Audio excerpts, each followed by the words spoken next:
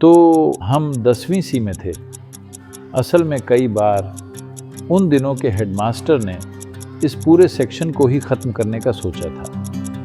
Teachers को मैं पसंद था, वो मुझे अक्सर हेडमास्टर के कमरे में भेजना चाहते थे। हम उनके जीवन में कुछ उथल पुथल करना चाहते थे और बेशक उन्होंने ध्यान नहीं दिया और कुछ लोग हंस रहे थे। उस बात का मुझ पर ऐसा प्रभाव हुआ कि मैं उस टीचर को कभी भूल नहीं पाया।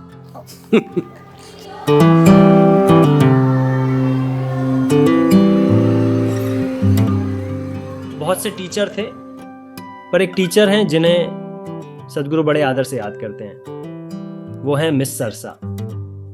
नमस्कार सदगुरु। You're back. आप लगभग 50 साल बाद कैंपस में वापस आए हैं। 45 साल। वापस आकर कैसा लग रहा है?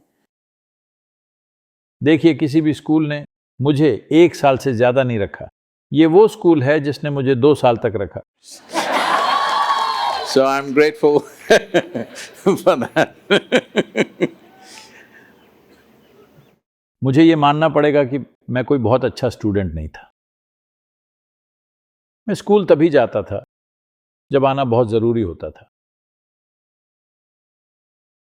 मैं जितने भी स्कूलों में गया उन सब में एक साल ही रहा, अलग अलग स्कूलों में।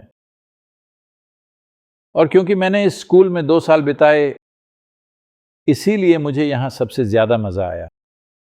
और मुझे ये जरूर बताना चाहिए कि मुझे सरस्वती कैसे याद है। सरसा। मैं इतनी छूट नहीं लूंगा। पहले दिन वो रीजनल कॉलेज ऑफ एजुकेशन से आ रही थी। उस समय उसे RCE कहते थे, अब कुछ और कहते हैं। ओके। तो रीजनल कॉलेज ऑफ एजुकेशन, हमें पता था वहाँ से एक नई इंग्लिश टीचर आएंगी। वो टर्म की शुरुआत में नहीं आई, वो टर्म शुरू होने के 1 या 2 महीने बाद आई। तो हम 10वीं सी में थे। असल में कई बार उन दिनों के हेडमास्टर ने इस पूरे सेक्शन को ही ख़त्म करने का सोचा था और किसी झील वगैरह में फेंकना चाहते थे। ऐसा हुआ तो नहीं, पर कई बार उन्होंने ऐसा सोचा था। तो वो आ रही थी। क्या मैं पूरा दृश्य बताऊं? मैं कुछ लड़कों के साथ बाहर खड़ा था। हम बस देख रहे थे, अच्छा ये नई टीचर कौन है, क्योंकि कोई भी हमारी क्लास में आना ही नहीं चाहता था। तो मुझे याद है सरस्वती। सॉरी। तो वो आ रही थी और उन्होंने सफ़ेद रंग की खूब स्टार्च लगी कॉटन की साड़ी पहनी थी जिस पर बूटे बने थे। वो एक मोरनी की तरह चल रही थी।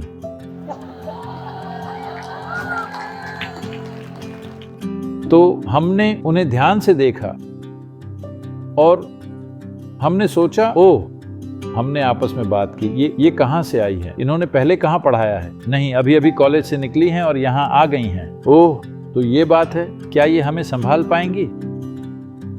क्योंकि वो अभी अभी कॉलेज से निकली थी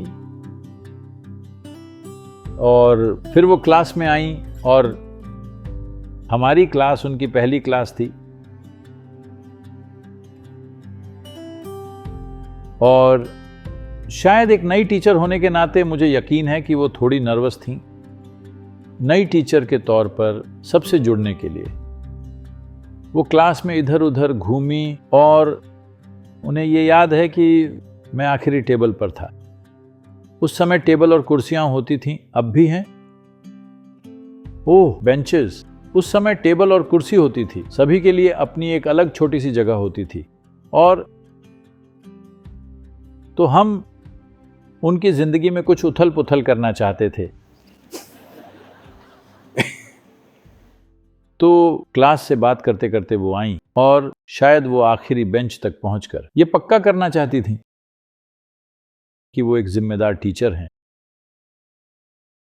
तो वो आईं और दूसरी तरफ मुंह करके मेरी टेबल के सहारे खड़ी हो गईं। तब मुझे प्रेरणा मिली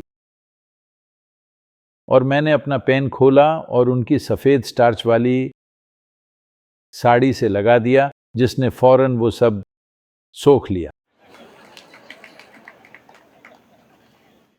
और जाहिर है उन्हें पता नहीं चला, और कुछ लोग हंस रहे थे जो यहाँ हैं और आज भी हंस रहे हैं। फिर वो चली गईं। शायद स्टाफ रूम में किसी ने उन्हें बताया होगा कि स्याही का एक बड़ा धब्बा है। फिर बाद में लंच के समय या लंच के बाद, हाँ लंच के बाद, जब मैं क्लास में था और मुझे स्टाफ रूम में बुलाया गया, मैंने सोचा फिर से सस्पेंड, क्योंकि उन 2 सालों में मुझे शायद कम से कम 6 बार सस्पेंड किया गया था। तो मैं वहां गया,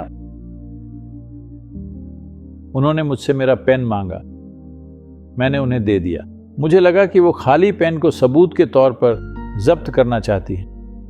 फिर उन्होंने एक स्याही की बोतल निकाली, पेन को भरा और मुझे वापस दे दिया।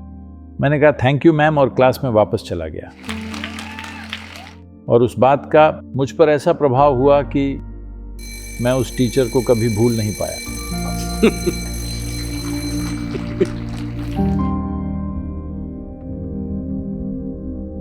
तो स्कूल में कई ऐसे पल होते हैं, बच्चों को उन सब का स्वाद और आनंद लेना सीखना चाहिए, क्योंकि वो पल वापस नहीं आते।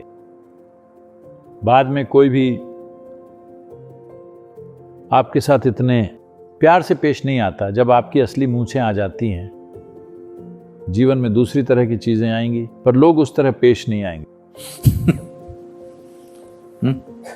जब स्याही मिट जाती है और असली चीज आ जाती है, तब उनका बर्ताव अलग होता है। आपको स्कूल याद आएगा। तो जब तक आपकी मूंछें नकली हैं, हैंड रिटन, आपको इस माहौल का आनंद लेना चाहिए, आपको इस अपनेपन का और डांट का भी आनंद लेना चाहिए। कभी कभी वो आपकी पीठ थपथपाते हैं, और जब जरूरी होता है तो थोड़ा जोर से थोड़ा नीचे भी मारते हैं। कोई बात नहीं,